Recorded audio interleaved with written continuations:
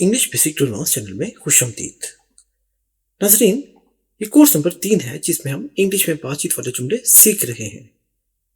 लेकिन आज के लेसन नंबर 18 में हम कुछ फर्क देखेंगे कि जाता हूं और जा रहा हूं, इन जुमलों में फर्क क्या है। अक्सर अंग्रेजों के मुल्क में आने वाले हमारे बहुत से दोस्त इस चीज में बहुत गलती करते हैं कि जाता हूं इसकी इंग्लिश और जा रहा हूं इसकी इंग्लिश को मिक्स करते हैं।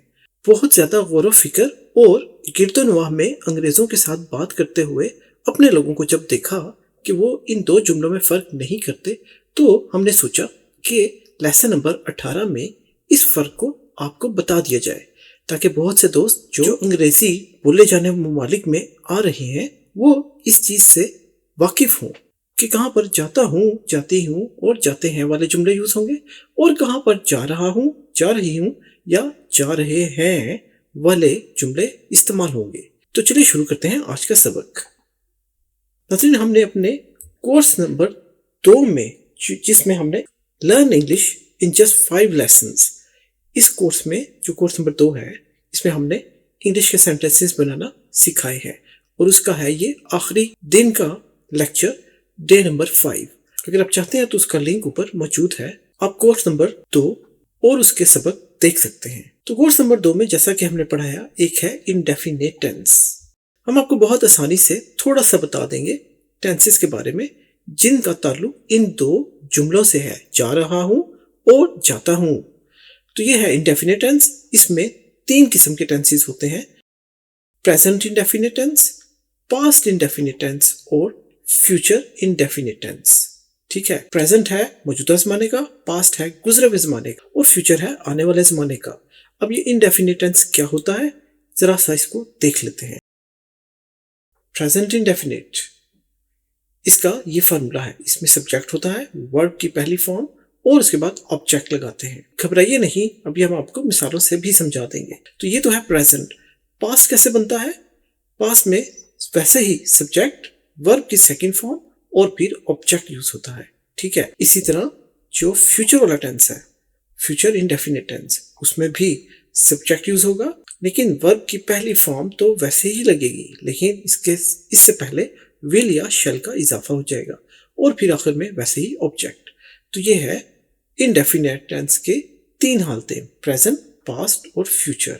अब आप सोच रहे होंगे ये सब्जेक्ट क्या है, वर्ब क्या है, ऑब्जेक्ट क्या है। तो इसकी तफसील तो हमने अपने कोर्स नंबर 2 में पढ़ा रखी है, लेकिन आपको अभी इन चीजों के बारे में बताते हैं। लेकिन यहाँ पर देखिए वर्ब भी हमने कोर्स नंबर 2 में पढ़ा रखे हैं। ये देखिए, वर्ब कहते हैं काम करने वाली इंग्लिश को, जैसे कि पूछना।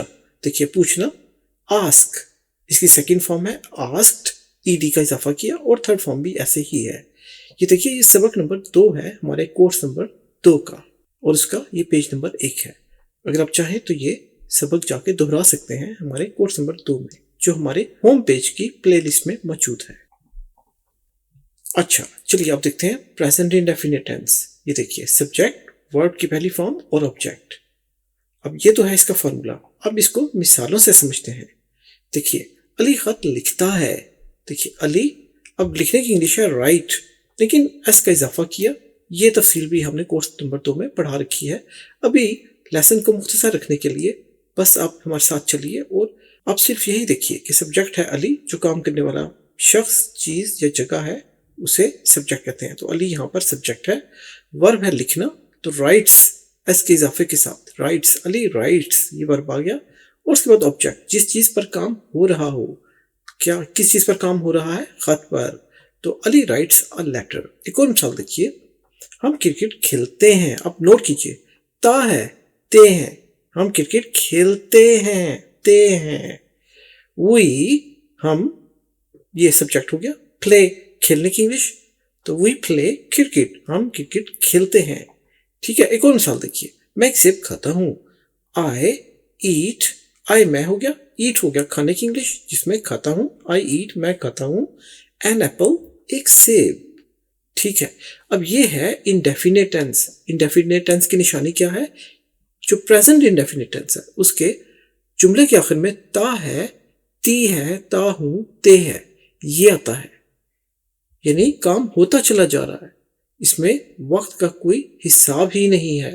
अली खत लिखता है, कब से लिखता आ रहा है हमें नहीं पता, बस अली खत लिखता है। हम क्रिकेट खेलते हैं, मैं सेब खाता हूँ, यानी रोजमर्रा में काम होता है। तो उसकी इंग्लिश इस तरह से है, अली खत लिखता है, अली राइट्स अ लेटर। अच्छा, ये तो हो गया इंडेफिनिट टेंस जिसमें ता है, ते है, ती हूं, ता हूं ऐसे जुमले हैं। अब देखते हैं कॉन्टिन्यूअस टेंस। कॉन्टिन्यूअस टेंस का मतलब है जारी जमाने वाला। इसमें भी तीन किस्में होती हैं, present continuous tense, past continuous tense और फ्यूचर कॉन्टिन्यूअस टेंस। अब प्रेजेंट कॉन्टिन्यूअस टेंस इसका मतलब है मौजूदा जमाने का जारी, यानी इसी जमाने में, मौजूदा जमाने में कोई काम जारी है तो उसे प्रेजेंट कॉन्टिन्यूअस टेंस से जाहिर करेंगे। अगर कोई काम जारी था लेकिन माजी में तो उसे पास्ट कॉन्टिन्यूअस टेंस से जाहिर करेंगे, लिखेंगे।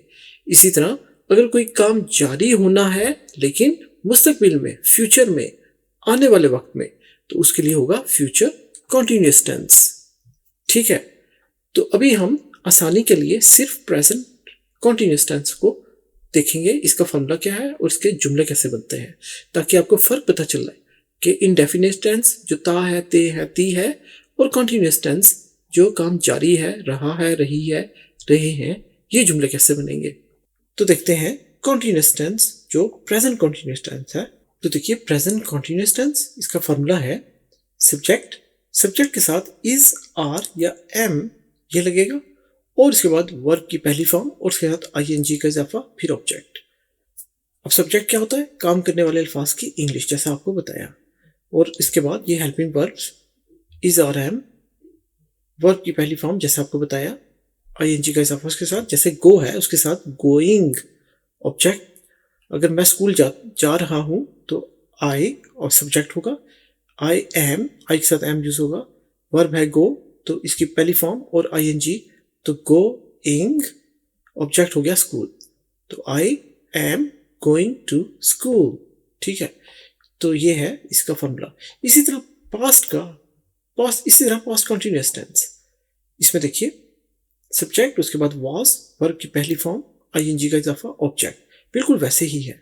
तो इसमें हो, अगर मैं ये कहूं कि मैं स्कूल जा रहा था, देखिए था, तो I was going to school, going ing to school, ये बन जाएगा पास्ट कॉन्टिन्यूअस टेंस। फिर फ्यूचर का फॉर्मूला है सब्जेक्ट, उसके बाद विल या शैल का इजाफा होगा, इन दोनों में से एक लगेगा, और उसके बाद बी लाजमी लगेगा, उसके बाद वर्ब की वैसे ही पहली फॉर्म, आईएनजी का इजाफा, और फिर ऑब्जेक्ट। तो जैसे मैं स्कूल जा रहा हूँगा तो आई विल बी, देखिए शैल नहीं लगाया, I will be going to school, बाकी सब वैसा ही, सिर्फ जो ये सब्स वाले हैं ये बदले, बाकी सारा फॉर्मूला वैसा ही है। लेकिन आज के लेसन में नाज़रीन हम फोकस करेंगे सिर्फ प्रेजेंट कॉन्टिन्यूअस टेंस पे, क्योंकि हम फर्क जानना चाह रहे हैं उन जुमलों के साथ जिनमें आता है करता है, करती है, करते हैं, इस किस्म के जुमले, और रहा है, रहा हूं, रहे हैं, इस किस्म के जुमलों में फर्क देखने के लिए प्रेजेंट कॉन्टिन्यूअस टेंस को मजीद देखते हैं। कॉन्टिन्यूअस टेंस, ये देखिए present continuous tense, past continuous और फ्यूचर। लेकिन अभी हम पढ़ने जा रहे हैं प्रेजेंट कॉन्टिन्यूअस टेंस का फॉर्मूला और देखने जा रहे हैं इसकी चंद मिसालें। तो फॉर्मूला जैसा भी आपको बताया, सबसे पहले सब्जेक्ट इज, आर, एम में से कोई एक यूज होगा, वर्ब की पहली फॉर्म उसके साथ आईएनजी का इजाफा और ऑब्जेक्ट। ये तो हो गया फॉर्मूला। अब देखते हैं इसकी मिसालें। देखिए अली खत लिख रहा है, देखिए रहा है, तो अली हो गया सब्जेक्ट, इज, आर में से हमने इज यूज किया, ठीक है। उसके बाद राइट है लिखने की इंग्लिश, लेकिन आपको पता है वर्ब के साथ आईएनजी का इजाफा करना है तो ई हटाकर आईएनजी हमने लगा दिया, राइटिंग, अली इज राइटिंग। अब अली लिख रहा है, क्या चीज लिख रहा है, ऑब्जेक्ट क्या है, लेटर, जिस चीज पर काम हो रहा हो उसे ऑब्जेक्ट कहते हैं। तो Ali is writing a letter, letter हो गया ऑब्जेक्ट, अली है सब्जेक्ट, इज यहां से आ गया, और वर्ब है राइट, राइट के साथ आईएनजी का इजाफा। चलिए एक मिसाल और देखते हैं। हम क्रिकेट खेल रहे हैं, वी, देखिए वी, हम सब्जेक्ट हो गया, आर, अब ये जमा है इसलिए आर यूज होगा, एम भी नहीं हो सकता, इज भी नहीं हो सकता, इज सिंगल के लिए, एम आई के लिए, और ज्यादा हो तो आर, वी आर, हम रहे हैं, क्या खेल रहे, वर्ब है प्ले, PLAY, प्ले, और उसके साथ आईएनजी का इजाफा देखिए इंग। वी आर प्लेइंग, किस चीज पर काम हो रहा है? खेल पर। और खेल कौन सा है? क्रिकेट। तो क्रिकेट पर काम हो रहा है, इसलिए ये ऑब्जेक्ट हो गया क्रिकेट। तो वी आर प्लेइंग क्रिकेट, हम क्रिकेट खेल रहे हैं। अब देखिए मैं एक सेब खा रहा हूं। आई देखिए सब्जेक्ट हो गया। एम, यहां पर एम यूज होगा, इज भी नहीं, आर भी नहीं। आई के साथ हमेशा एम यूज होता है। ये नहीं होगा I is, no, I am. ईट है खाने की इंग्लिश, और ईटिंग आईएनजी का इजाफा। आई एम ईटिंग, मैं खा रहा हूं। क्या चीज है? ऑब्जेक्ट सेब, Apple. I am eating an apple, मैं एक सेब खा रहा हूं। तो देखा नाज़रीन आपने कि किस तरह से ता है, ती है, ते है वो वाले जुमले फर्क है रहा है, रहे हैं, रहा हूं से। उम्मीद है आपको इन दोनों टेंसेस का फर्क पता चल गया होगा कि दोनों में फर्क क्या है। नाज़रीन आपको बताते चले, इसी तरह से हमने जो कोर्स नंबर 2 है उसके डे 5 में तमाम टेंसेस पढ़ा रखे हैं। प्रेजेंट के indefinite, continuous, perfect, perfect continuous tense, और इसी तरह पास्ट के भी indefinite, past continuous, past perfect continuous, और फ्यूचर के भी, फ्यूचर के future indefinite, future continuous, future perfect और फ्यूचर परफेक्ट कॉन्टिन्यूस टेंस। ये हमने पढ़ा रखे हैं कोर्स नंबर 2 में। बहुत ही आसानी से इंग्लिश का निचोड़ है जो हमने अपने कोर्स नंबर 2 में आपके साथ शेयर किया है। बिल्कुल फ्री कोर्स है, जरूर देखिए, बहुत फायदा होगा। बहुत आसानी से हमने इन टेंसेस को समझा रखा है जो बहुत मुश्किल समझे जाते हैं। और सारी इंग्लिश तो चलती ही टेंसेस पर है। टेंसेस बहुत जरूरी हैं, इसलिए हमारी गुजारिश है कि इसको एक नजर कोर्स नंबर 2 को आप जरूर देखिए। इस कोर्स नंबर 2 का लिंक हमने आपकी सहूलत के लिए, इसका लिंक हमारी डिस्क्रिप्शन में हमने डाल दिया है। जरूर क्लिक कीजिए और कोर्स को शुरू से आखिर तक देखिए, बहुत मुफीद, बहुत फायदा होगा आपको। चलिए अब देखते हैं प्रेजेंट इंडेफिनिट और प्रेजेंट कॉन्टिन्यूस को साथ साथ। ये देखिए, अली खत लिखता है, अली राइट्स अ लेटर। यह है प्रेजेंट इंडेफिनिट टेंस। अब प्रेजेंट कॉन्टिन्यूस टेंस, ये कैसे बनेगा? अली खत लिख रहा है। देखिए, Ali is writing a letter. अब दोनों में फर्क देखिए, अली राइट्स अ लेटर और Ali is writing a letter.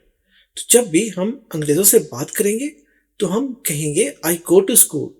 हम वहां पर बार बार इज और आईएनजी नहीं लगाएंगे, कॉन्टिन्यूस नहीं बनाएंगे।